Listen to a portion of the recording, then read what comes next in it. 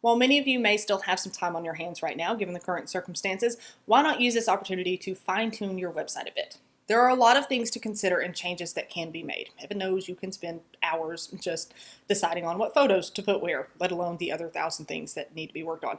But there are two primary things that your website must deliver.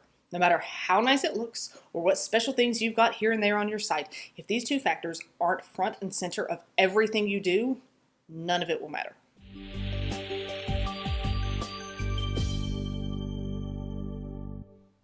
Hey guys, Savannah Bell here with My Massage World, where I give business advice and strategies for the real world. Let's just dive right in.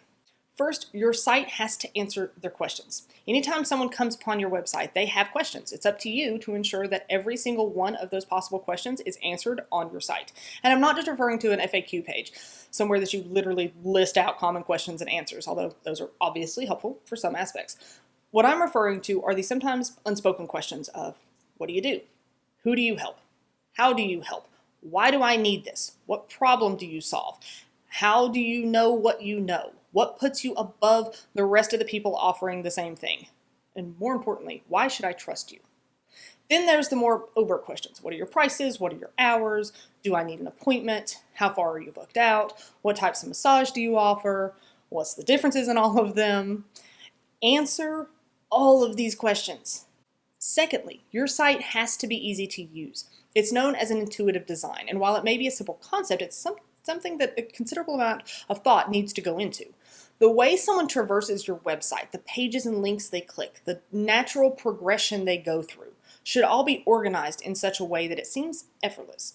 If it's not, if a link doesn't work, it's hard to find certain pages to answer certain questions, or they feel like they're going to have to search through a lot of nonsense to find what they need, they'll more than likely click away. Or at the very least, you've made a not so great first impression. The biggest struggle for many, especially if you're DIYing the whole thing and you're not a web developer or designer, is that you're looking at things from your own point of view, but you're too close to it and you're too in the know to really see how things need to be. The key is to look at and navigate the site like a potential client would. Once you see it from their perspective, it becomes much clearer as to what needs to be where and how you can make the entire experience of using your website easy and intuitive. Consider recruiting a friend or family member to work through your site as a client would. Even give them an objective like finding a certain service and booking an appointment, and see how long it takes them to do so, and if they run into any trouble finding the way. Take a little extra time right now to spiff up your website, but go beyond just making it pretty.